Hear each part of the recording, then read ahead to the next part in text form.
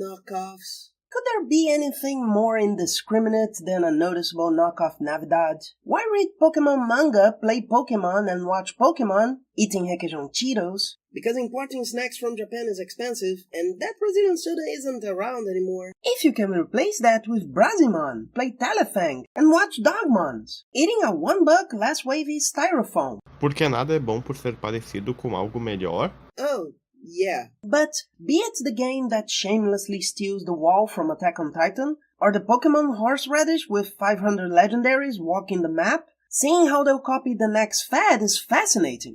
Or are you going to tell me you don't want to know how they are going to adapt the Legend of Lucky Pie to the Police Station? Hey, I just unlocked Shenlong. It's Bonito's knockoff Christmas, with obscure references, ridiculous jokes, and a bad host. Special cameo by Multiplayer Loco. Que acabou de acabar. Follow my socials. A Wobots Christmas is a production from 2004 by Fishbait, a website I can't even access anymore, but they are somewhat famous for productions such as Dorbees. Yes, I intend to review this one day. God's Zoo. No, not the racing game, which I intend to review one day. And Gave Their Spawns. Yeah. Yes.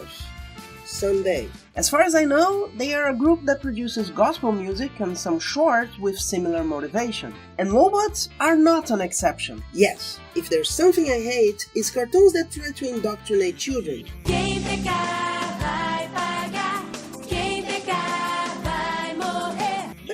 Give the wrong idea. Outside of assuming everything Christian is magically correct, this is not a Samuel cartoon pretending people lived well in Pangaea. And it isn't really that horrible. It's just bad. It isn't La Sagrada Iglesia del Jesus Animado. The congregation is concerned that your brother's homosexuality may rub off on their children and send their souls straight to hell.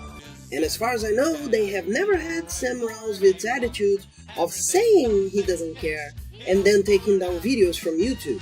Still, the quality control really fails a lot. We start with a song playing, which I must admit isn't bad, while we get info on our characters. Zack, whose status is limited to orphan, and damn that design! It looks like he's wearing a sack of potatoes. He has no hip, it's just 2 legs coming off an amorphous area. At least no one does that now. Oh. And of course, the banana peel from Mario Kart as a wig. PD, with the same build of Ed 209, I like that episode. And with the build of a Predator, which he uses to box in the presentation, clearly he is a personal assistant. It's as if the script is counting on Genomorphs. Don't start thinking now. No, I refuse not to carve down through the levels of stupidity. Why do its feet look like geriatric canes? Why does it look like he got socked in the eyes? Why does the name of your character have P or die? If you inverted that, do you think you could take the number of jokes they'd make with this thing? Oh, she'll take it. Lifter, because it's not enough to steal Wally's eyes, we have to copy his big version too. What was their name again? Wowalla! Oh yeah, and the design still goes only halfway. With the mouth mark like that, the big arms and the small legs, they suggest this guy is based on a gorilla, but he doesn't move like one. The worst is that his whole joke is being a strong robot, but a coward. They use that in his introduction, but after that, only when they need to kill some time with a silly joke. He doesn't have funny moments as a monkey, or moments when he looks strong to then show he is fearful. Shiny Man 55... Who the hell decided C-3PO should have the Joker's face? DC's Metal Man never made me think of Chrome Skull, and that's a buckler? Who'd want to wake up with this by their bed? Good morning, sir. Would you like to start off the day with a bath? I filled the bathtub with ice in case you wanted a kidney out. And then we have KDK, a freak which they couldn't have thought it would be normal. Aside from the winding key trying to be a bow and the wires suggesting curly hair, why would anyone think a robot having 3 eyes could be interesting? This is just bizarre, especially in the dark. They aren't even placed evenly apart. At least that way it gives the idea that her face is the whole head, and that could work with her multiple arms. But no, she's almost always putting her arms towards the front when using them. So why are they not all in that direction? Joseph Klimber is more of a multitask than her. That's not considering the big lips, the key and the curly wires and around the body falls quite close to the mammy stereotype.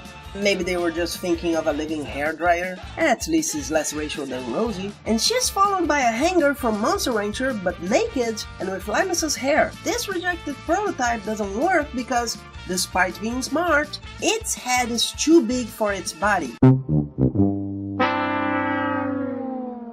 Look, I'm not saying this joke never works, but either he can live with an alien in his head, or he can't. This functional robot was rejected because they didn't want to remake its body? If it's gonna be used for its intelligence, why would it even need a body? Put the legs on the head and presto! Or better yet, use the flying robot's technology? BIP is an obsolete basic information probe, which, despite being obsolete, flies with no difficulty and without refueling. So, why not use such advancements on the head that would have been too big to be held, despite not being an issue in most of the film? Again, just when they want to plug a hole. In fact, the head doesn't really look that big. If it weren't for its body being a praying mantis, he should have had no problem. You just need to take this, put like this, and there you go. It looks a little like Gary Bobby Ferguson, but it should work. Wait, all that was BIP downloading? Why was it downloading? Even if you assume this is another BIP, despite none of the other robots repeating outside of the Criminal Commander's chromed cohorts, still, why would it be downloading this info? I love that someone tried to give some meta meaning to this absurd exposition dump, but gave up halfway, and now we have a title that's a really impractical tunnel flying through the air, and you have to pretend that makes sense. And on top of that, this title seems to be from a series and modified for a Christmas special, but there is no series. That's quite the off-tracer thing to do. And, of course, we have a subtitle presented as an episode title, Follow the Star. Maybe the same one from Magic Christmas Star?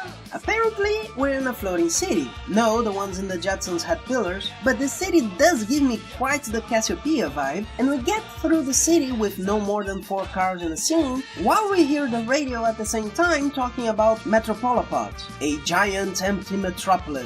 With that name, I'd hope for some kind of Unicron that turns into an octopus, but I suppose giant robots can go really wrong. This is Unicorn. The Earth will soon be a part of me. At least we have Voltron, Dylion, and Robson, in this city full of irritating flares and big Fabergé eggs used as buildings. There are still smaller, more manageable buildings, of course, like this red building that is 3 cars tall but also 3 floors. Perfect if everybody goes around sitting all day. Maybe that's why the director looks like punched up dough. Oh, and the entrance extends half a centimeter for when your Uber gets there. What's the plate again? Hey, over here! Over here! The mail gets there and our protagonist, Zack, talks to the carrier who says having bought a claw to help with the work. Obviously from Spectre Gadget's yard sale. Mr. Brown. No, the movie doesn't count. And this guy's beard looks like his face is made of chrome and it's reflecting something amber. He says he's busy because of Christmas and goes into the building where a song starts. And it's not that bad a song.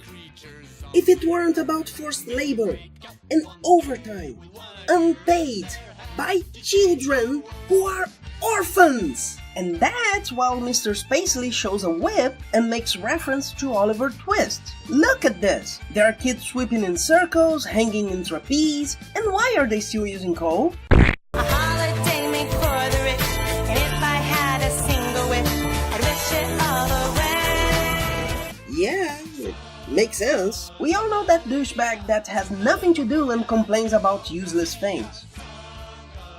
Hey, but if a person goes through the problems the holiday causes and complains about it being useless, it's easy to sympathize with that. Too bad it is thrown away in a haywire moment later. Our protagonist, hey, goes to the counseling booth, a sister to the one in Futurama, where we have a little joke that really works. Did you make a friend this week? Yes. Did you make him? Yes. Then that doesn't count. But after how 9/4 says the little toaster ain't so brave and it doesn't count, he has to shrug to break the fourth wall for no reason. Zack says he has no friends because the other kids make fun of his speech impediment, and Dak the Hall says he's the only boy in the world who doesn't like Christmas. Out of nowhere, maybe trying to imply that's why he doesn't have friends? Though all the kids didn't seem to like Christmas in the last scene, Paul la la la la la la la la la says that Christmas is wonderful based on pictures in its memory and on Andy Williams. It's a time where happy people get happier and sad people get sadder. And again, it makes perfect sense if you have the tiniest bit of a notion of how depressive the holidays can be. Just think about this year's Christmas party after the elections.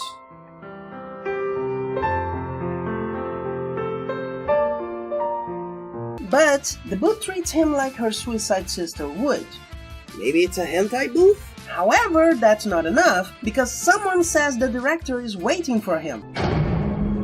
Why is it that when robots are stored in an empty space, they will group together rather than stand alone? And this zucchini face seems friendly most of the time, with the exception of a few moments. So I imagine it wasn't meant to look friendly, but they have a normal conversation in a normal tone about Zack liking Halloween more. The movie has a few moments like this, in which it creates an atmosphere, but it seems to want another, like an irritable villain that stops and talks politely. Well, thank you, Steve. Also, I don't know if this is a boy or a girl either. And people complain about Princesses of Power? This is an enigma. They seem to treat everyone in the orphanage/factory as boys, but it's a girl's voice, and her treating him well can make more sense if he was talking about boys making fun of his speech. And all of this comes from religious fanatics, so that kid might need to be rescued from a camp one day. A piece of news says toys are being stolen, and Mr. Evictus says he wants Zack to work on Christmas because there's a demand, especially for cyborg accessories. Nothing here seems to be anything like that. Maybe a 90s computer or a generic electronic piece, if you don't think too hard, that almost looks like a 60s vacuum tube. Maybe he just wants to replace his arms. Or his horrible floating tongue. After much complaining about how kids don't work enough, he says he got a defective robot from his mom. I'm the PD3, your home and office buddy. Why does this have lips? Why does this have lips? Oh, and if the box breaks apart when he comes out, why is it on one piece when he's put back there? Just to show the binoculars have a flashlight function? And after showing he painted the plane and watered the file cabinet, Mr. Marshall tells Zack to send him to the mall. So he gets on his turbine scooter, which he would have until his mercenary days, and takes the robot while comparing himself to it for not being able to say his R's. And another song starts, which is even pleasant. Again, the problem is not the technique, it's the choices. It's a cheerful song about characters not being accepted by society. It's a thrown away robot and a rejected orphan who's already an orphan and then was rejected. The lyrics talk about suffering, but the attitude is as if they are getting into the X-Men. But he's not Forge, he's Bailey Hoskins. End of the day, this song tells me he zigzags more than many delivery boys, that empty city gets really full really quick, and that the society that doesn't care about orphans doing forced labor also doesn't care about seatbelts. Who'd have thought? Hey, I know you're gonna fly off. Come on, don't make me be even more late. Oh, and before continuing, the chorus ends with "Off to the Mall Misfits." That wouldn't have any impact because it's just a Camacho Santa. But if you have the slightest bit of world knowledge, this is a reference to detention camps and gulags, which are a bad thing if you're not a fanatic. This means this can be just a cartoon for a 6-year-old, and when they're 10, why did I like this cartoon?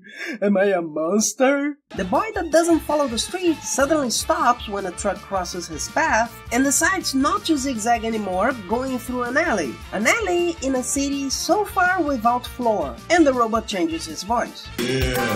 By the way, this alley is quite square in the middle of those round buildings. Unrelated to that, wombats are the only animal that defecate cubic feces. At the end of the Australian alley, they find a huge parked ship, because no one would have seen that getting close on parking, and radiant robots reallocating relics to retain them, led by Dr. Filkenstein?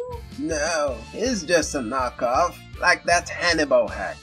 What the fuck? Detail: this is a world of humans, as inhuman as they might be, without genetic modification. Yes, that is supposed to be more natural than that.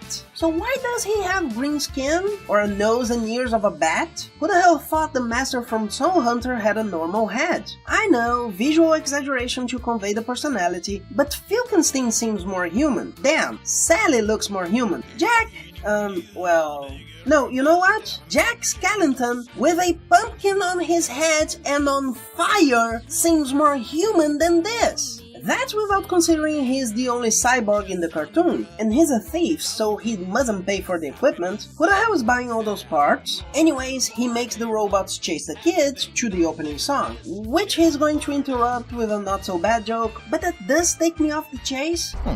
Well, thank you, Steve. Not that the Christmas canes wouldn't have been enough to do the same. Yes, after some time flying through the alleys that now subtly exist, an unbelievable barrier of Christmas canes, sets differently from what you would expect, is going to save our hero, and show those shiny parts are just useless upgrades. My upgrades! After that, they get to a dead end, with robots coming from both sides. So obviously they're going to use a button that wasn't on the bike before to open a pipe that wasn't there before. Of course, to escape through a spaceport and avoid a claw fired by one of the robots. Okay, I don't care that the claw doesn't have a place to come from, suspension of disbelief. But why the more useful tool, the hand, cannot be launched? Even if you want to say the cables would fly faster and that's why they'd be more useful, and you'd be giving the writers so much more credit. Why wouldn't they have used those cables before? Why would the writer change the way they work and not go back and rewrite the earlier scene? A failed attempt of using them before. The villain saying, "Don't use the hooks in the alleys." Something. And that's not all, because we have a gun, firing quite a lot on the kid. If they had all done that, he'd be Chin from Hong Kong 97. He even splits his helmet in two, because he had already defeated Cutman. But don't worry, this fragile ornament, almost never made of elastic material, is going to slingshot the heavy machine into the sky. This city must not have any cats. And I'm not surprised by the unfocused Starbucks logo. I mean, they are everywhere. But the Toys R Us is quite clear and obvious. No, this is Toy Us, YouTube channel of toy reviews with Russian subtitles. Please remove helmets before using the restroom. Dude, the kid from Wonder grew up to be a weirdo, huh? And why is the robots doing the chicken dance?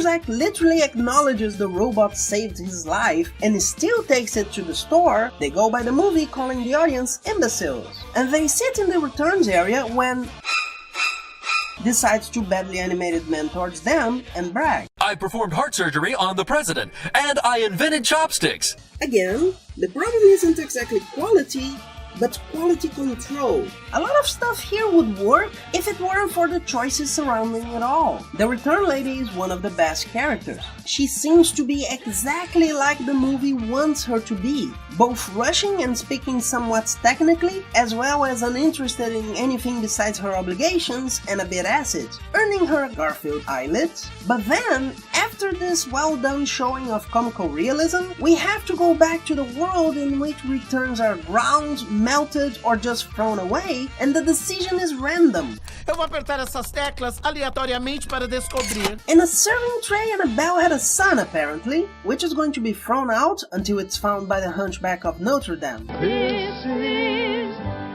love. And where did that come from? During the rest of the scene it was that.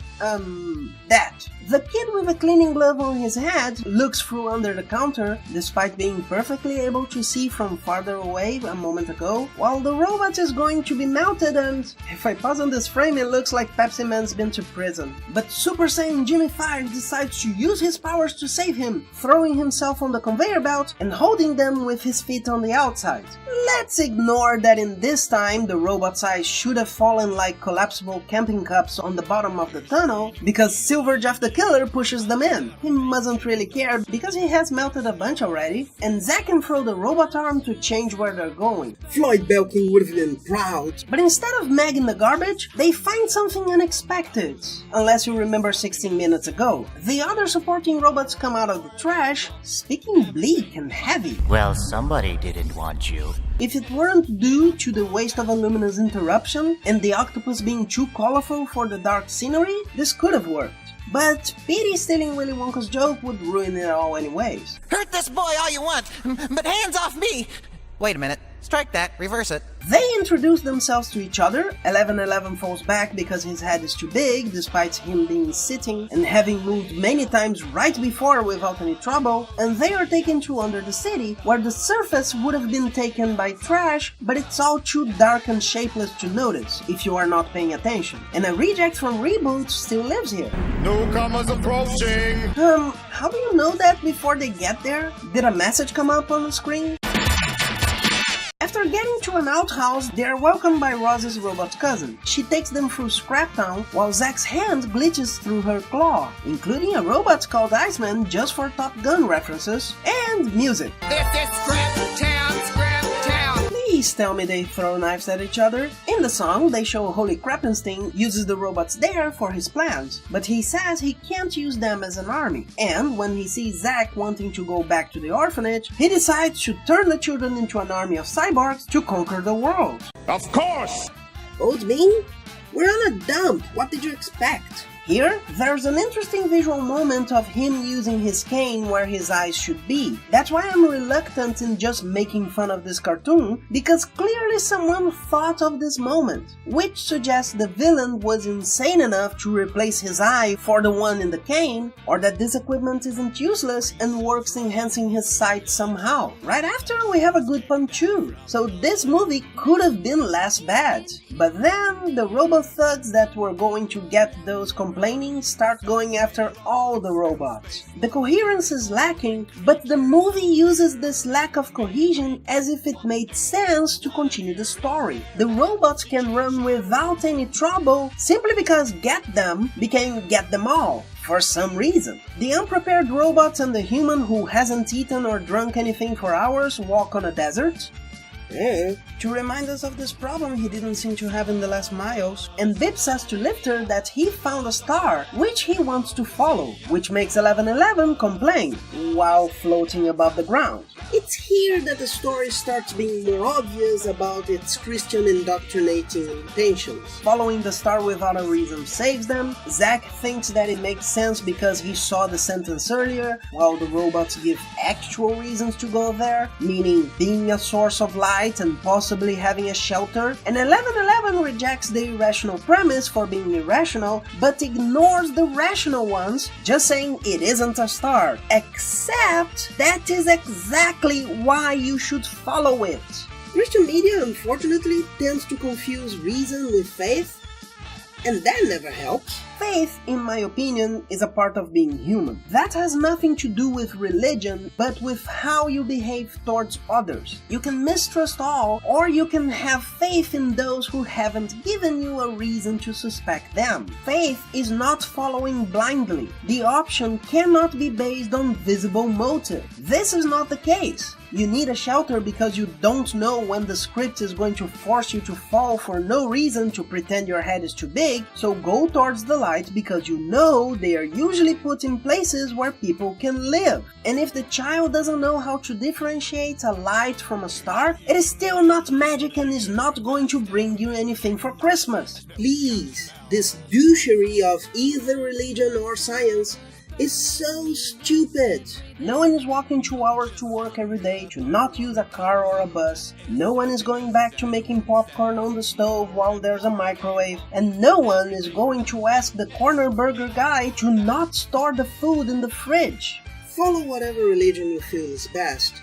But please stop pretending that you decide when something is right or wrong. Meanwhile, the villain and the bigger robots dress up, Theodore Rex style, while the others disguise as toys. Most of them are more GoBots than Transformers, for sure, and the costumes aren't that good either, but at least it's a reasonable plan. The efficient robots are in small number, but the targets are children, so of course the orphanage should have more adults, not just one, but this is a world in which toy parts are good for robots and cyborgs. I'm sure the explosives are made of soap too. How the hell did this fluorescent tube star made that strong light at a distance? I hope it likes company. Why is KDK practicing to be in a Godzilla movie, and why do all look at 1111 when he's talking about computer viruses? He's literally talking about your personalities being possibly destroyed. Oh yeah, you don't have a personality. The being living there is Commodore, who escaped the city because of the villain. We've been on the run now for 45 minutes. 45 minutes. 45 minutes. 45 minutes. Would think that 45 minutes from the city there'd be a shelter in the middle of a gigantic desert. Maybe Tasso was using teleport. And, out of nowhere, Zack decides the plot is about destroying Christmas. Because conquering the world wasn't cliché enough. And the robot says no one must have talked about it to him all this time. Hey, the booth doesn't count? Just because she likes hentai? And Commodore decides to teach him about Christmas, probably playing Father Christmas. How artificial is your idea of Christmas if a smart kid never accepts it, but this face convinces him? Zack sings an extremely weak song, especially compared to the others, generically speaking that everything is going to be magically okay if they are together, just like the snologram magically works differently when it's convenient. End of the day, the choir music activates the Blue Brothers directive of the movie and makes Zack want to save the orphanage. Oh, and the robots declare themselves Wobots, adopting the wrong pronunciation as an identity and saying they aren't simple robots because robots don't think for themselves. That's why they organize in cities, escape threats, stay to help their boss when he's going to escape quickly, Well, thank you, Steve. or choose their own costumes. How could that be considered a show of autonomous thought, right? And they call upon the ancestors of Zack. Zack. He's a Lego maniac. Using parts around them to make a ship and a turbine, so the robot's castle and Gatorano's black sphere can travel, which looks like an angel who can't really fly. Yay! Mr. Slate, only more primitive, tells everyone to behave because a rich man decided to give them toys for Christmas. The children look as if waiting for Santa Claus and Xuxa in Maracanã, while the ship comes in through the skylight, making part of itself disappear from one frame to the other. And Egghead goes in on the ship, because it mustn't be cold outside despite the snow, and another silly song for the toys coming out of the ship. Oh, what did you want? It's made in Taiwan. And the toys reveal themselves to be robots, because waiting until the kids were asleep would be too smart. And I must admit, there are some creepy designs for this scene in Nightmare Before... this wholly original song. I think the best one is the bunny that walks with its ears. All that's missing is a board. But My Stepmother is an Alien Zai's brother, and the bicycle that could be in the rotor force deserve a mention. They crash onto the building site, not that anyone heard that inside, vomit joke, and... Everybody's twapped. Everyone? Maybe this kid, but... Villain Von Bad Guy announces he has plans for them. Once I replace your brains. You do know you're just making more work for yourself, right? Eunice was right. Without our brains, we're basically water balloons. Bip distracts the guard doing this. Is that what it's supposed to do? KDK disassembles and reassembles Shiny Man inside so he can open the door, even though they could simply get their arms in through the hole and open the door. 1111 comes dancing as a snowman and uses the snow to immobilize the robots, which is another of those moments that work. But then Petey makes stalactites fall exactly around them, maybe with Domino's help? And what difference would make them being surrounded by ice? The only way this could work is by impact. One of them loses conscience again because of impact. Why could bars of ice without a ceiling stop floating robots? Petey makes him go through the door keyhole, which is gigantic. I don't know how he didn't free all the exclamations in the world. And he opens the door feeling around like Elastigirl. And this movie is from the same year as The Incredibles. So it's very unlikely it was plagiarism. It's just a huge coincidence. Unless the Wobots have eventually evolved into the Transformers, going back in time to force humanity to adore the first Wobots, Andrew, but the evil faction was stopped by Dinobot, which accidentally taught humans to make tools, eventually creating the robots that would create the Wobots. And reality became a Jeremy Bearimy and Dinobot is his own father. And while the ones that went in delay the enemy, Zack uses the crane beside the building. Yes, it was always there from the beginning. The Wobots fight the GoBots, forcing the reason why Fix-It doesn't believe in organic parts to escape. Somewhat like the Penguin, but in a not-so-creative way. And is that Lady Elsa's costume on his back? Zack tells the Wobots to make a catapult and they immediately know how to do that, who is going to be which part, and do it all in time to close the ceiling before the villain escapes towards the midnight sun. And this makes him ricochet until he falls in the trash when 1111 declares this is a Christmas party because Commodore must have talked to him in a truck before they came, I don't know. Then we see what's meant to be a karaoke in Shiny Man's stomach, but it looks like a pair of lungs taken from a child. Clearly this laughing jack has an Isaac Grossman. And the orphanage has a giant confetti machine, big enough to be origami paper. The movie ends showing that Petey has his job back, Zack talking to the indefinite kid, who is not his friend, of course not, and the Wobots having new jobs they can't do right, and Bip flies towards the camera and uses its flash. And credits. You gave me a reason. No! No! And why is its light trembling like that? Because I want new lungs for my karaoke. Don't drive safely, drive as fast as you can. Okay, that was funny. This movie is a mixture of some good jokes with jokes and situations that are forced, besides the horrible quality control in the script. To start, some premises are heavy, but they aren't treated as if they were worse than the rest. We have an orphan, forced labor, conscious robots being destroyed without concern for their capacity, and all of that is simply assumed as normal. The only character that really has an arc is the protagonist, but that is forced, with him shown as strained with no reason and only accepted as a leader and his skills recognized after he accepts being one more that likes Christmas. Yeah, the story talks about being a Wobot as positive, despite clearly demonstrating it isn't. Meanwhile, ideologically, Zack isn't accepted, suffers peer pressure, and simply accepts changing, just because the script said so, because in that scene, he might just as likely get converted into La Sagrada Iglesia del Jesús en la Bolsa de Papel. That, of course, are just the noticeable parts. The scenery, the logic, nothing was really well developed here, except some references and jokes that really work. Some are more childish with that Christmas special vibe, but others are reasonable or even fun. The thing is, they don't get to about half of the material, and it's clearly because they're trying to do something family-friendly and Christian. That's why this is the one-scene summary. It's humor that can be funny, but turns its back on reality and because of that ignores the consequence of what's happening. That criminal can come out of the garbage with no difficulty, but no one even thinks he could try to come back or try this again. In a city without police! Well, I hope you liked it. We'll be back next year if everything goes well, and have a nice end of the year. And if you enjoyed it, please like, share, sub to the channel, and hit that bell.